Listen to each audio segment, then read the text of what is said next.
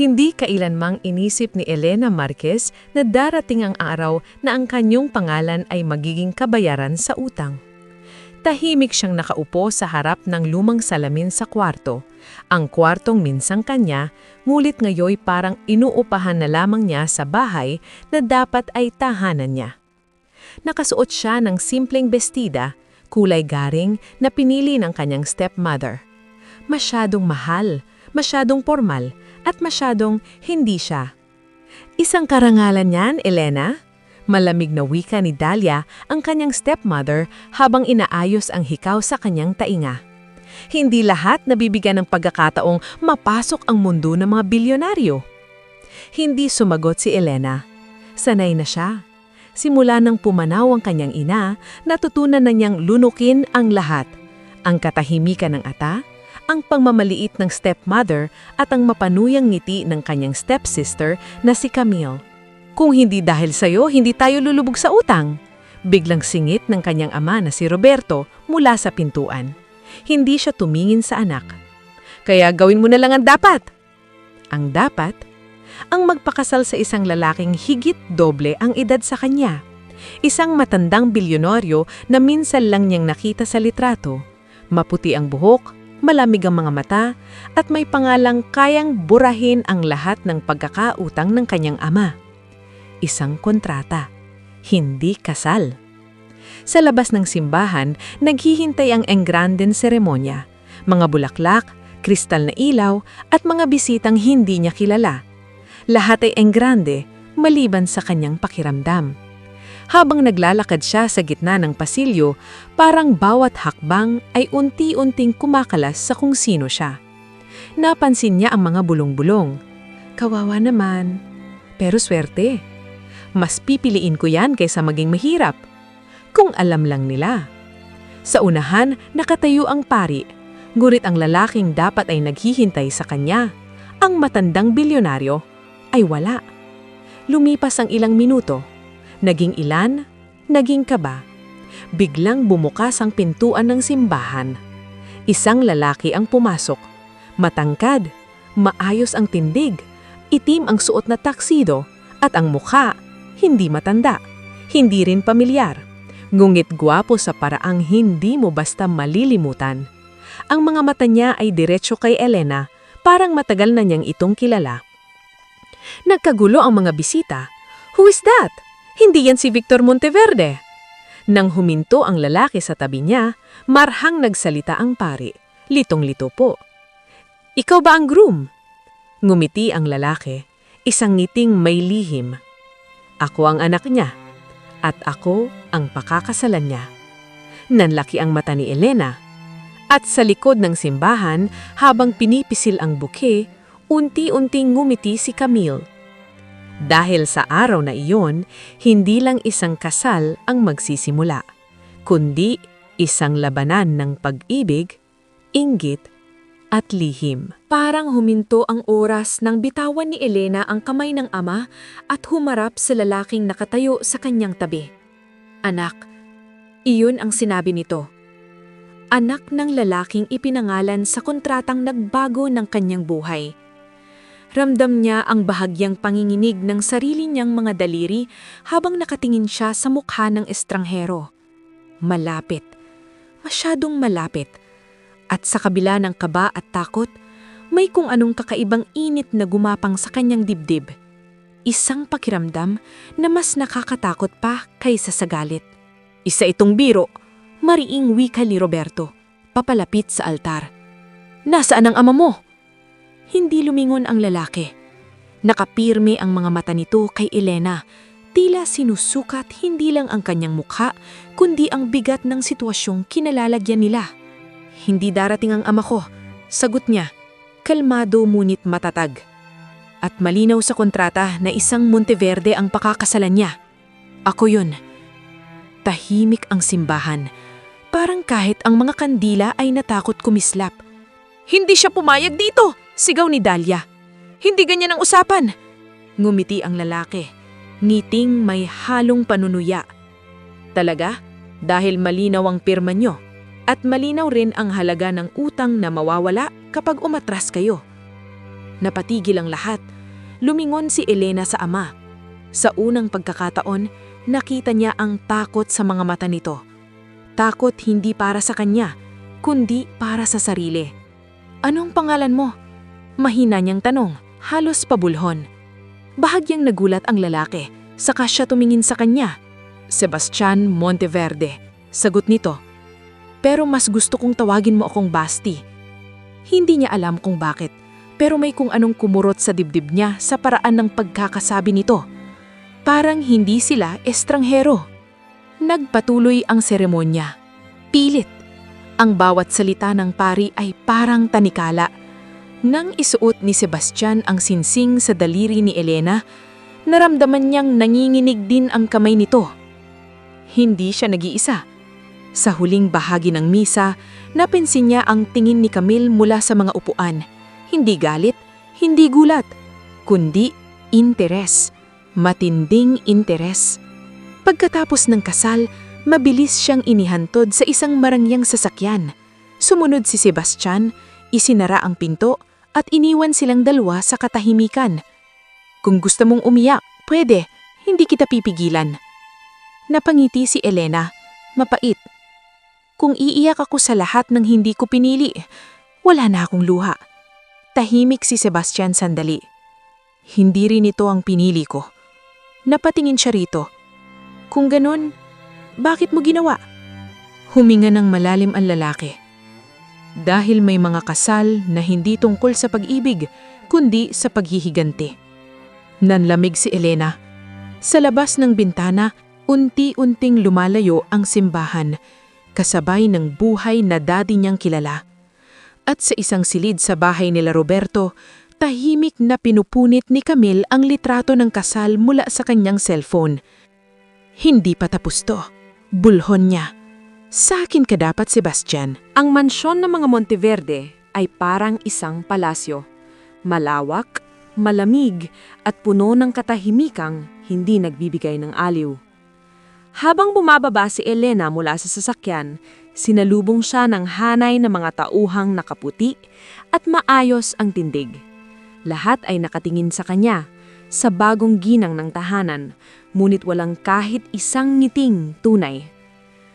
"Welcome home, Mrs. Monteverde." Sabay-sabay na bati nila. Home.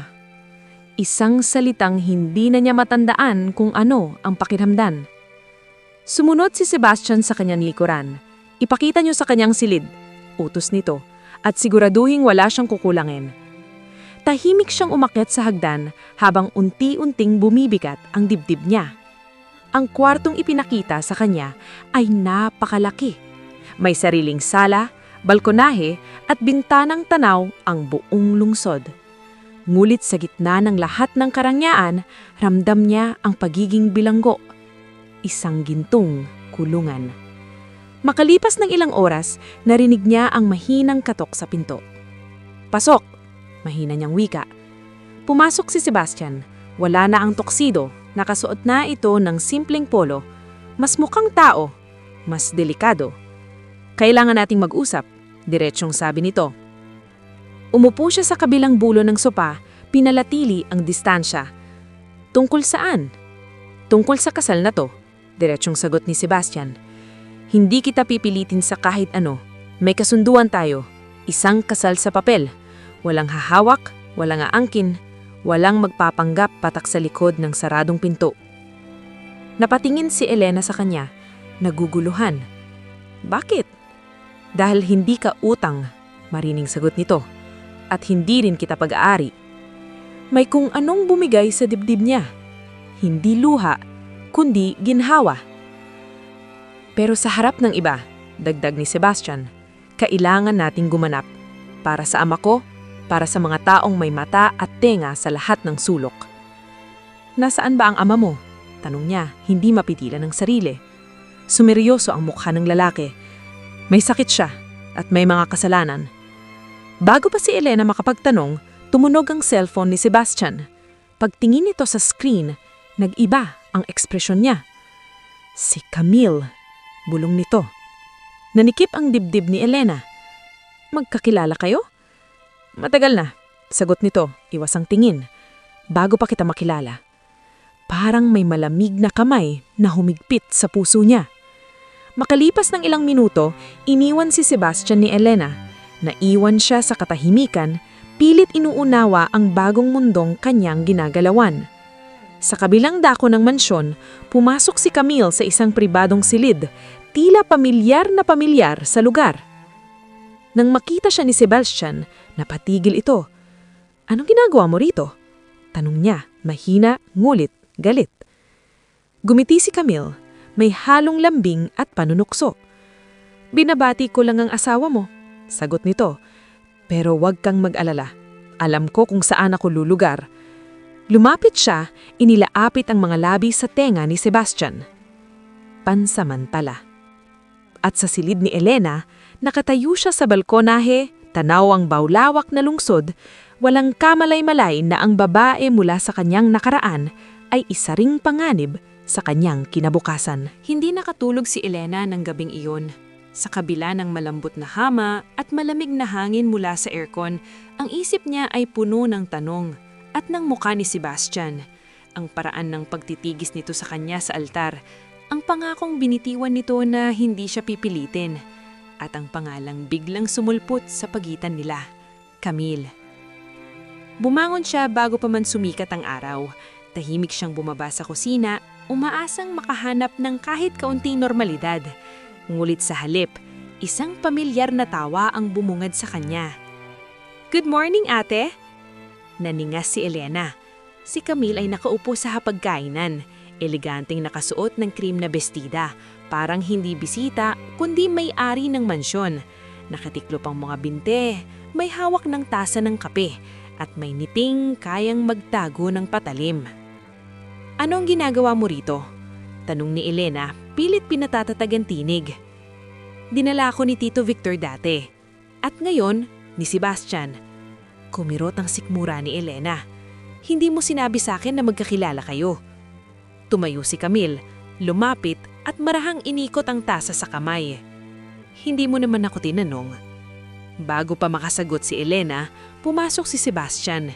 Nang makita ang dalawa, bahagya siyang napatigil. "Camille," tawag niya, may babalang tono. "Akala ko malinaw ang usapan natin." Ngumiti si Camille, walang bahid ng pagsisisi. "Relax, nag-uusap lang kami ng asawa mo." Tumayo si Elena. "Mukhang ako ang nakikialam." "Hindi, ikaw ang nararapat dito." May bigat ang mga salitang iyon, bigat na parehong bumaan at bumigat sa dibdib niya. Lumipas ang umaga sa pilit na katahimikan, ngunit sa bawat sulyap ni Camille kay Sebastian, sa bawat niting palihim, ramdam ni Elena na may kasaysayang hindi niya alam at maaaring hindi niya kayaning harapin. Sa hapon, sinamahan ni Sebastian si Elena sa hardin. "Pasensya ka na," wika nito. "Hindi ko inaakalang darating siya ng ganoon." "Hindi mo rin inaakalang magiging asawa mo ako," sagot niya, mapait. Napatingin si Sebastian sa kanya. "Pero narito ka at hindi ka aksidente." Bago pa siya makapagtanong, dumating ang isang mensahero. May dala raw liham mula kay Victor Monteverde. Binasa ni Sebastian ang sulat. Namut na ang mukha niya. "Ano yun?" tanong ni Elena. Huminga siya ng malalim. "Gusto niyang ipakilala ka sa publiko. Isang engrandeng pagtitipon." Nanlamig si Elena. Parang parada. Parang babala. Sa lahat. Sa kabilang panig ng mansyon, nakatayo si Camille sa harap ng salamin. May hawak na pulang bestida. Bulong sa sarili. "Isang gabi lang. Isang gabi para ipaalala sa iyo, Sebastian, kung sino ang una mong pinili." At sa pagitan ng karangyaan at lihim, unti-unti humihigpit ang tatlukang magwawasak sa kanilang tatlo. Ang engrandeng pagtitipon ay ginanap sa mismong mansyon ng mga Monteverde. Isang gabi ng kristal na ilaw, mamahaling alak at mga matang mapanuri. Habang inaayos ng mga katulong ang buhok at bestida ni Elena, ramdam niya ang bigat ng responsibilidad na ipinatong sa kanya. Ang suot niyang gown ay kulay esmeralda, hapit sa katawan at Masyadong elegante para sa isang babaeng pilit lamang napasok sa mundong ito. "Maganda ka," wika ni Sebastian mula sa likuran. Napalingon siya. Nakasuot ito ng itim na tuksido, ang tindig ay seryoso, ngunit ang mga matay tila nag-aalala. "Hindi ako sanay sa ganito," amin ni Elena. "Parang bawat kilos ko'y huhusgahan." Lumapit si Sebastian at marahang hinawakan ng kanyang kamay. "Hayaan mo silang tumingin. Sa akin ka lang kumamit ngayong gabi." May init ang kanyang palad. Init na hindi niya inaasahan at mas lalong hindi niya dapat pinapayagan. Ngunit sa gitna ng kaba, yun lamang ang kumamit sa kanya. Pagbukas ng pintuan ng bulwangan, sabay silang sinalubong ng mga mata at bulungan. Iyan ba ang bagong Mrs. Monteverde? Napakabata. O maswerte o kawawa? Pinanatili ni Elena ang tuwid na tindig. Gumiti siya kahit gusto niyang umatras. Hanggang sa makita niya si Camille. Nakasuot ng pulang bestidang parang apoy sa gitna ng esmeralda niya. Nakatayo sa may bar, hawak ng baso ng alak at diretsyo ang tingin kay Sebastian. Parang walang ibang tao sa paligid. "Hindi ka ba nasawa sa pula?" bulong ni Elena, pilit magbiro. Ngunit hindi natawa si Sebastian. Camille, marunong siyang pumili ng eksena. Habang lumalalim ang gabi, mas lumalapit si Camille. Isang beses, 2 beses, hanggang sa tuluyan na niyang hinarang si Sebastian sa gitna ng sayawan. Isang sayaw lang, para sa nakaraan. Nagkatinginan sina Sebastian at Elena. Sa mga mata nito, may pag-aalinlangan at may guilt. "Sige," sagot si Sebastian. Parang may pumutok sa dibdib ni Elena habang pinapanood silang magsayaw. Ang katawan nila'y parang sanay sa isa't isa. Ang galaw ay natural, walang pilit. At doon niya naramdaman ang kirot. Hindi selos, kundi takot. Takot na ang kasal nila'y panakip-butas lamang sa isang kwentong mas matagal nang nagsimula. Maya-maya may lumapit kay Elena, isang matandang lalaki na may tungkod at malamig ang mga mata. "Mrs. Monteverde," wika nito. "Ako si Victor." Nanigas siya. Ang lalaking ipinagkasundo sa kanya. Ang lalaking hindi sumipot sa kasal. "Maligayang pagdating sa pamilya.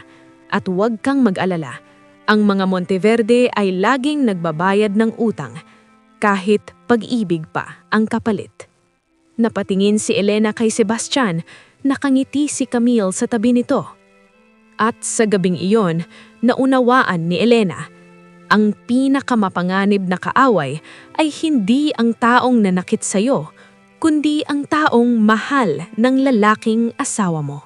Matapos ang engranding gabi, bumalik si Elena sa kanyang silid na parang isang manikang inilipat lang sa kahon.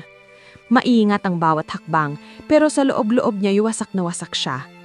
Ang mga mata ni Sebastian habang sumasayaw kay Camille, iyon ang paulit-ulit na bumabalik sa isip niya. Hindi niya namalayang pumasok si Sebastian hanggang marinig niya ang pagsara ng pinto.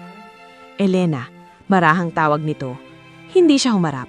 Nakatayo siya sa harap ng bintana, yakap ang sarili. "Kung sasabihin mong wala yun," wika niya, "mas mabuting huwag ka nang magsalita." Huminto si Sebastian sa likuran niya. "Hindi wala," amin nito. "May nakaraan kami." Parang tinamaan ng malamig na hangin ang dibdib niya. "Gaano kalalim?" Tahimik si Sebastian sandali. Masyadong malalim para itanggi. Pero tapos na. Huminga si Elena. Pilit pinipigilan ng luha. "Kung tapos na, bakit parang buhay na buhay pa?" Lumapit si Sebastian pero hindi siya hinawakan. Dahil hindi ganun kadaling burahin ng mga taong minahal mo. Mas masakit pa sa sigaw ang pagkakasabi nito. "Minahal," ulit ni Elena, mahina. "At ako?" Hindi agad sumagot si Sebastian. At sa katahimikang yun doon niya naramdaman ang unang tunay na bitak pagitan nila. Kinabukasan, dumating ang balita na muling uuwi si Camille sa mansyon, pansamantala raw. Isang ngiting mapagtagumpay ang dala nito, habang si Elena ay pilit nang ngumiti pabalik. Sa almusal, tila normal ang lahat, ngunit sa ilalim ng mesa, ramdam ni Elena ang bawat sandaling nakatingin sa Sebastian kay Camille. Hindi niya napansin ang liham na iniwan sa tabi ng plato niya. Huwag kang masyadong kumapit. May mga kasal na pansamantala lang. Nanlamig siya. Sa hapon, naglakas loob si Elena na kausapin si Camille sa hardin. Bakit mo ginagawa to? Diretsyong tanong niya. Ngumiti si Camille, tila naaawa. Dahil ako ang unang pinili, ikaw ang pumalit. Hindi ako nakipag-agawan, ikaw ang lumapit. Lumapit si Camille, ibinulong sa tenga niya. At nalapit pa ako hanggat bumibigay ka. Sa gabing yon, nagising si Elena sa tunog ng pagtatalo sa kabilang silid. Boses ni Sebastian at boses ni Camille. Hindi malinaw ang mga salita pero malinaw ang emosyon. At sa kama, mag-isa, napagtanto ni Elena na ang kasal niya ay hindi lamang laban sa isang pamilya, kundi laban sa isang babaeng handang wasakin siya at sa lalaking unti-unti na niyang minamahal. Hindi na maalis sa isip ni Elena ang narinig niyang pagtatalo kagabi. Hindi malinaw ang mga salita, ngunit malinaw ang bigat. Parang may hinahatak si Camille pabalik sa nakaraan ni Sebastian. Sa almusal, wala si Camille, ngunit mas mabigat ang katahimikan. Hindi ka ba papasok? Tanong ni Elena kay Sebastian, pilit gawing normal ang tinig. Tapos na ang meeting ko, sagot nito. May kailangan akong ayusin. Hindi na siya nagtanong. Natutunan na niyang minsan ang mga sagot ay mas masakit kaysa sa katahimikan. Lumipas ang maghapon na halos hindi niya nakita si Sebastian. Hanggang sa isang tawag ang dumating mula sa isang hindi kilalang numero. Kung gusto mong malaman ang totoo, wika ng boses sa kabilang linya. Pumunta ka sa lumang pabilyon sa likod ng hardin. 8:00 ng gabi. Hindi na kailangan ng pagpapakilala, alam niya kung sino. Sa pabilyon, sinalubong siya ni Camille, nakasuot ng puti, parang inosente, ngunit ang mga mata ay puno ng panunuya. Bakit mo ko pinatawag? Tanong ni Elena. Para bigyan ka ng pagkakataong umatras, sagot ni Camille. May kasunduan kami ni Sebastian. Nanikip ang dibdib niya. Anong kasunduan? Kasal ka sa papel, diretsyong sabi ni Camille. Ako ang tunay niyang mahal. Kapag namatay si Tito Victor, babalik sa akin si Sebastian. Kaya huwag ka nang umasa. Parang gumuho ang lupa sa ilalim ng paa ni Elena. At pumayag siya? Ngumiti si Camille. Hindi kanya kayang mahalin ng buo. Ikaw ang sakripisyo. Ako ang hinaharap. Biglang dumating si Sebastian, galit ang mga mata. Tama na, sigaw nito. Lumampas ka na. Tinatama ko lang ang kasinungalingan, sagot ni Camille. May karapatan siyang malaman. Tumingin si Elena kay Sebastian. Totoo ba? Tahimik si Sebastian, at sa katahimikang iyon, doon niya nakuha ang sagot. Hindi ko intensyong saktan ka, wika nito siya wakas. Pero may mga bagay na hindi ko pa kayang bitawan. Lunapit sa Elena, ang tinig ay nanginginig ngunit matatag. Kung ganun, ako na ang bibitaw. Tumalikod siya, iniwan silang dalawa sa pabilyon. Sa gabing iyon, nag-impake si Elena ng kaunti niyang ganit. Hindi siya umiyak, hindi siya nagsisigaw. Tahimik niyang pinili ang sarili niya. Hindi niya alam na sa loob ng hagdanan, pinapanood siya ni Victor Monteverde. May lihim ng ngiting puno ng plano. At sa labas ng mansyon, isang sasakyan ang naghihintay. Dala ang direksyon, magbabago ang lahat.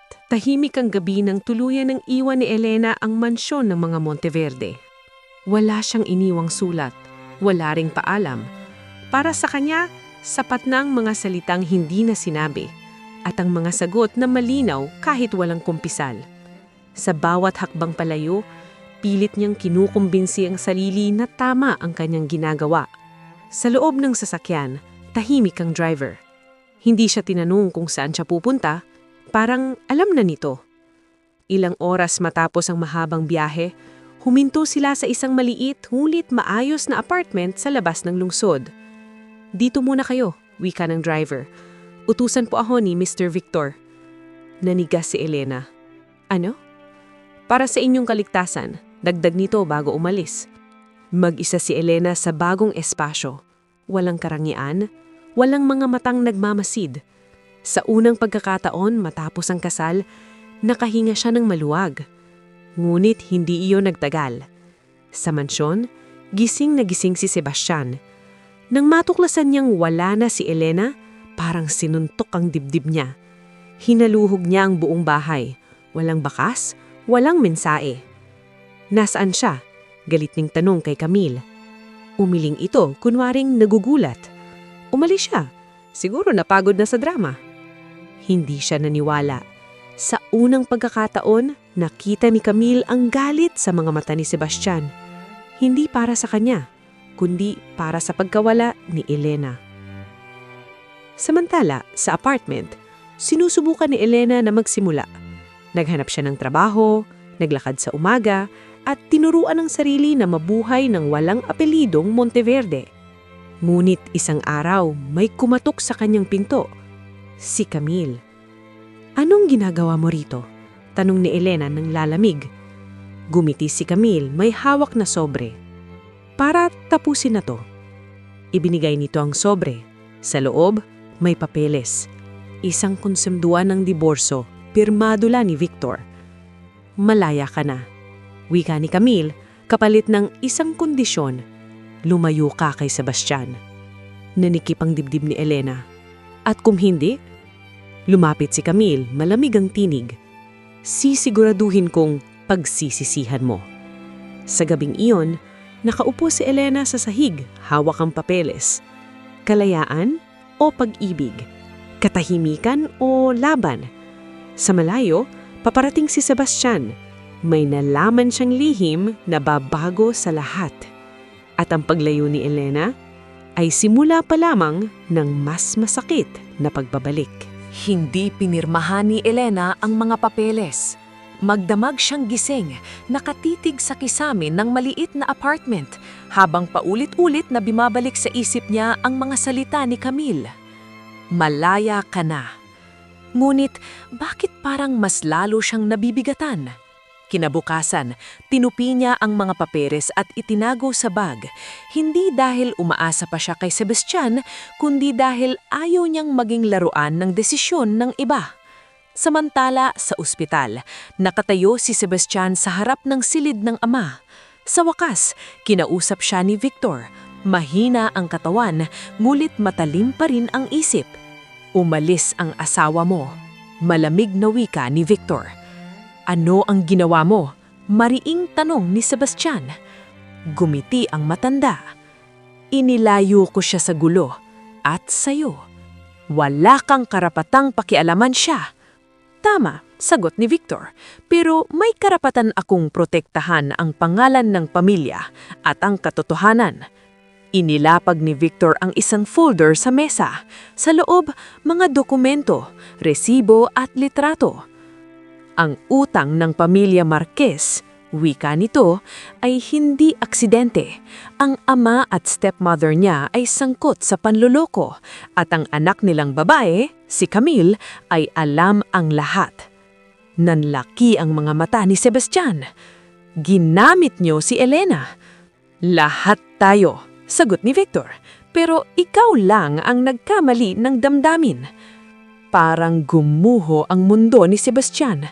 Sa unang pagkakataon, naunawaan niya kung gaano kalalim ang sugat na iniwan niya kay Elena. Hindi lang bilang asawa, kundi bilang tao. Agad siyang umalis ng ospital. Sa apartment, nagliligpit si Elena nang marinig na malakas na katok. Pagbukas niya ng pinto, si Sebastian ang bumungad. Hingal, gusot ang buwok at puno ng pagsisisi ang mga mata. Hindi mo dapat nalaman sa iba, sabi niya, halos babulhong. Ako ang dapat nagsabi. Tinamaan si Elena ng galit. Ngayon ka lang darating? Hindi kita pinili bilang sakripisyo. Ikaw ang una kong pinili, kahit natatakot akong aminin. Napailing siya. Huli na. Lumapit si Sebastian, dahan-dahan. Alam ko ang totoo tungkol sa utang at tungkol kay Camille. Nanigas si Elena. Anong ibig mong sabihin? Ginamit ka niya. pero hindi na niya magagawa ulit. Sa sandaling iyon, may kumatok ulit sa pinto. Si Camille. Gumiti ito nang makita silang magkasama.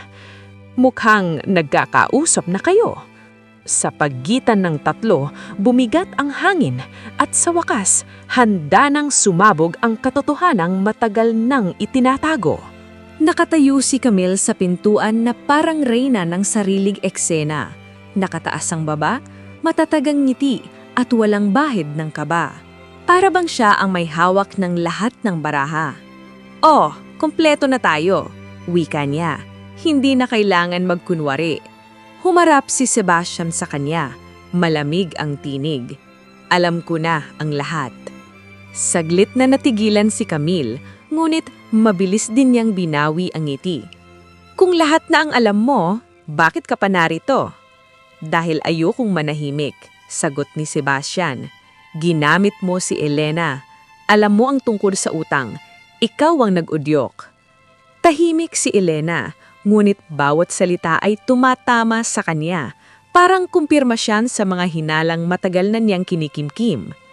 "Ginawa ko lang ang kailangan. Para sa pamilya, para sa atin." "Hindi mo kami," mariing sabi ni Sebastian. "Sarili mo lang." Tumawa si Camille, isang tawang walang saya. "At ikaw, hindi mo ba ako ginamit din? Alam mong mahal kita. Alam mong hihintayin kita." Lumapit si Elena. Sa wakas ay nagsalita. "Hindi kita inagawan. Pinili nila ako." Napatingin si Camille sa kanya. Ang mga matay nagdilim. "At pinili ka rin niya." Tumahimik ang lahat. "Hindi ko alam noon," wika ni Sebastian. Humarap kay Elena. Pero mayon, malinaw na.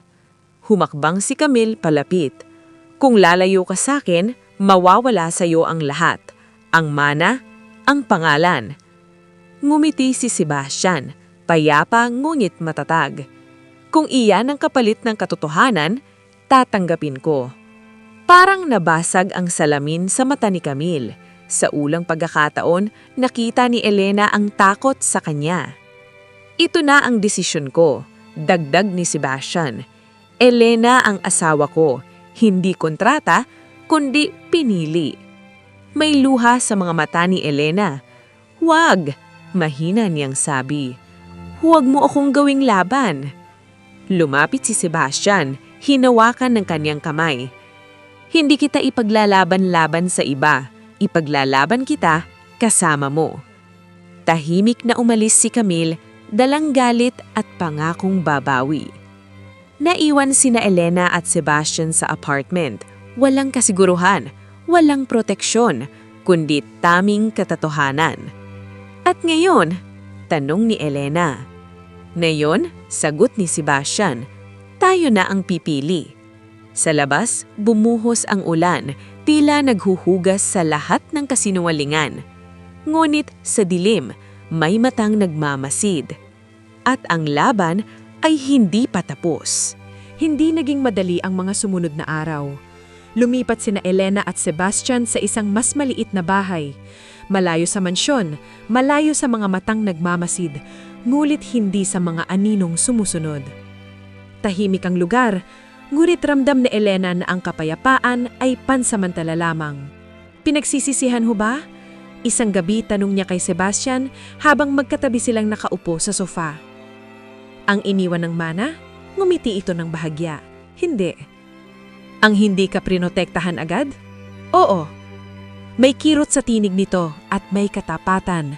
Sa unang pagkakataon, hindi bilang asawa sa papel, kundi bilang dalawang taong piniling manatili. Ngunit sa kabilang dako ng lungsod, nagaganap ang kabaliktaran. Galit na galit si Camille. Sinira niya isang baso sa harap ni Victor Monteverde. "Pinili niya siya kaysa sa akin." Tahimik ang matanda, nangingibabaw ang malamig na otoridad. "Dahil masyado kang naging gahaman." "Ginawa ko lahat para sa pamilyang to," sigaw ng Camille. "At doon ka nagkamali," sagot ni Victor. "Hindi mo pamilya ang mga Monteverde." Sa gabing iyon, gumawa ng hakbang si Camille. Isang hakbang na magpapabago ng lahat. Nakipagkita siya kay Roberto at Dalia, ang ama at stepmother ni Elena. Gusto niyo bang mabawi ang lahat? Tanong niya, may ngiting mapanganib. May paraan. Kinabukasan, kumalat ang balita. Isang skandalo kalaban kay Elena. Mga peking dokumento, mga litrato at akusasyong siya raw ang nagplano ng kasal para sa pera. Binaha ng media ang maliit nilang bahay. Nanlumo si Elena. Hindi ko na kaya. Yakap siya ni Sebastian, mahigpit. Ako ang haharap. Ngulit nang lumabas si Sebastian upang magsalita sa publiko, may isang sasakyang humarang sa kanya. Sa isang iglap, nawala siya. Sa bahay, naghihintay si Elena. Oras ang lumipas. Walang tawag, walang balita, hanggang sa may dumating na mensahe sa kanyang cellphone. Kung gusto mo siyang buhay, bumalik ka sa lugar kung saan nagsimula ang lahat. Nanlamig ang dugo ni Elena. Hindi na ito laban ng puso lamang, kundi laban ng buhay at kamatayan. Hindi nagdalawang isip si Elena. Isinuot niya ang unang bestidang nakita niya, kinuha ang cellphone at umalis, kahit nanginginig ang mga kamay niya. Alam niya kung saan magsisimula ang lahat.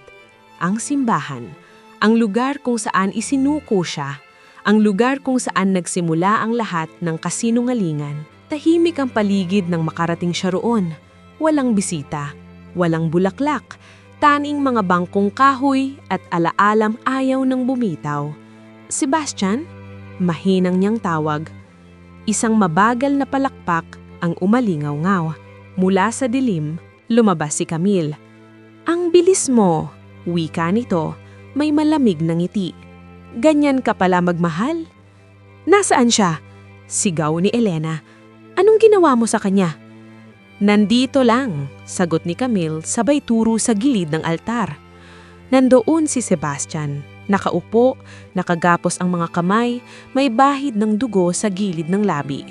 Ngumit nang magtama ang mga mata nila ni Elena, ngumiti siya. Parang siya pa ang humihingi ng tawad. Bitawan mo siya, naginginig na sabi ni Elena. Ako ang gusto mo. Tumawa si Camille. Tama, ikaw ang simula ng lahat. Ikaw rin ang wakas. Lumapit siya kay Elena. Pipirma ka sa diborsyo. Lalabas ka sa buhay niya at aamin ka sa publiko na ikaw ang may kasalanan.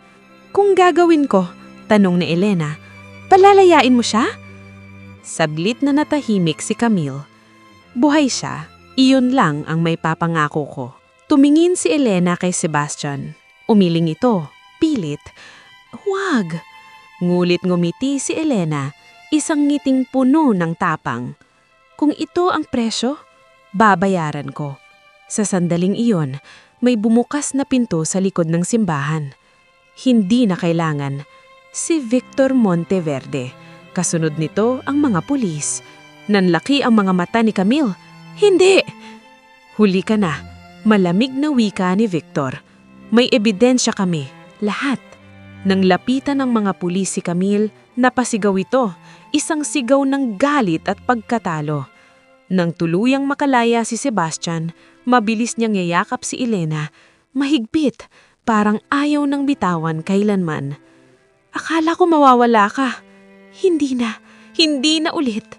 Habang inilalabas si Camille ng simbahan, lumingon ito kay Elena.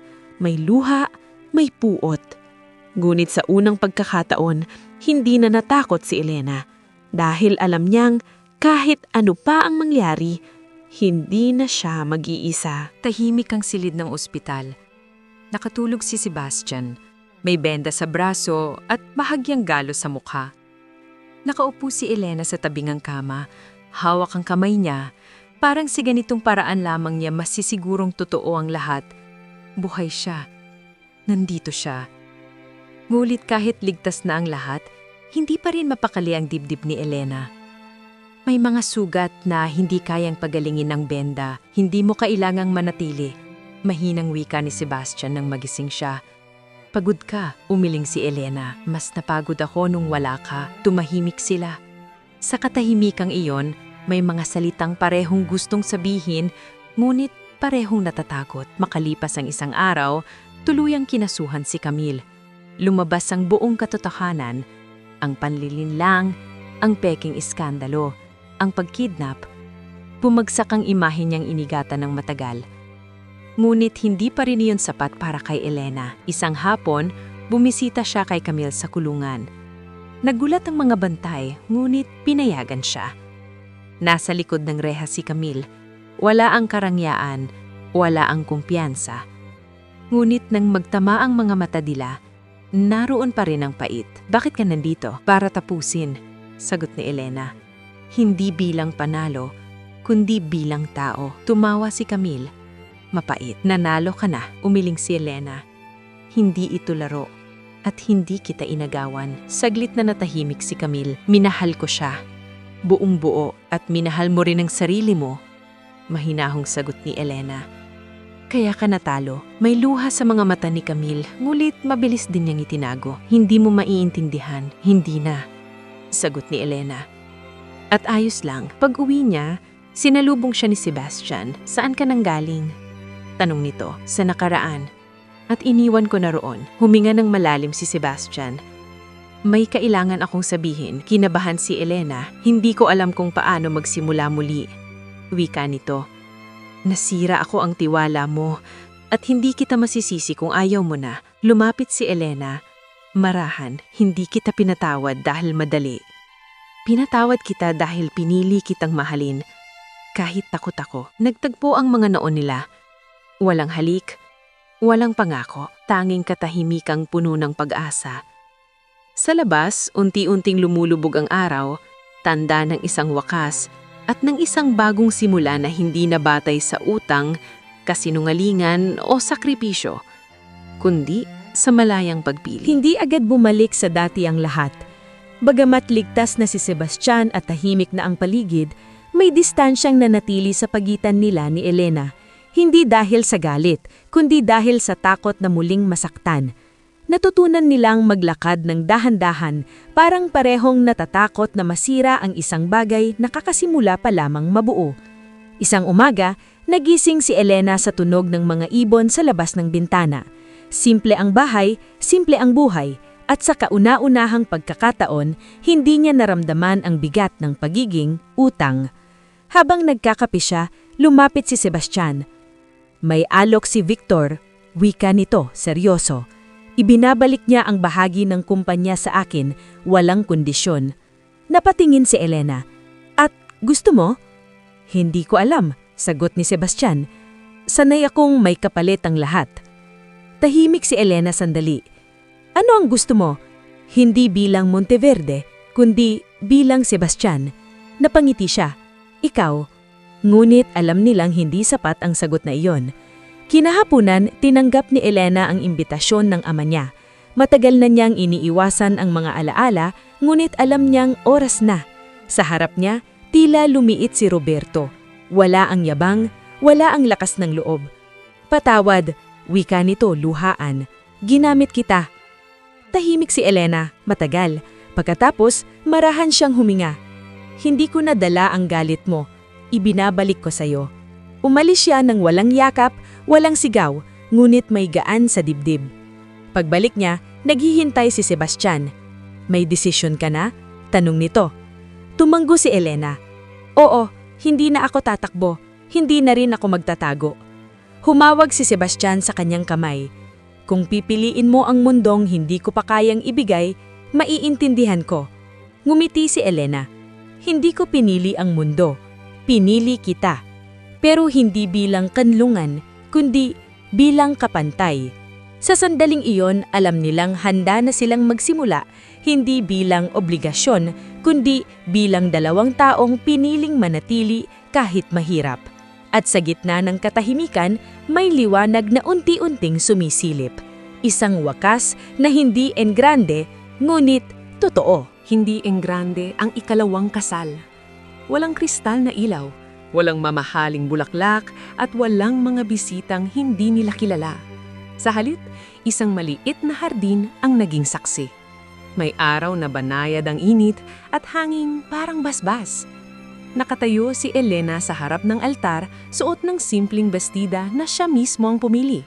Wala nang kamay na humihila, wala nang kontratang nagdidikta. Sa bawat tibok ng puso niya, malinaw ang isang bagay. Malaya siya. Dumating si Sebastian, walang taksido, isang puting polo at ngiting puno ng katalimikan. Nang magtagpo ang mga mata nila, wala nang multo ng nakaraan. Tanging dalawang taong handang magsimula muli. Hindi kita ipinangako noon, bulong ni Sebastian habang inaabot ang kamay niya. Ngayon, pinipili kita. Napaluha si Elena. At hindi na ako ibinenta, sagot niya.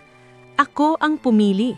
Sa harap ng iilang kaibigan at ng isang simpleng pari, pinitiwan nila ang mga panatang hindi isinulat, kusang lumabas mula sa puso. Walang takot, walang kapalit, walang utang. Sa malayo, nakatanaw si Victor Monteverde. Hindi siya lumapit. Hindi na niya kailangan. Sa unang pagkakataon, ngumiti siya. Isang ngiting may pagtanggap. Sa kabilang dako ng lungsod, isang babaeng nakatingin sa rehas ang nakatanaw sa liwanag ng araw. Hindi nagalit ang laman ng kanyang mga mata, kundi pagod. At sa katahimikan, natutunan niyang ang pag-ibig na pinipilit ay laging nawawala. Habang naglalakad sina Elena at Sebastian palayo sa altar, magkahawak ang kamay, ramdam ni Elena ang gaan ng bawat hakbang. Hindi perpekto ang kanilang kwento, ngunit totoo. At sa wakas, ang dalagang minsang ipinakasal para sa utang ay ikinasal muli dahil sa pag-ibig na pinili.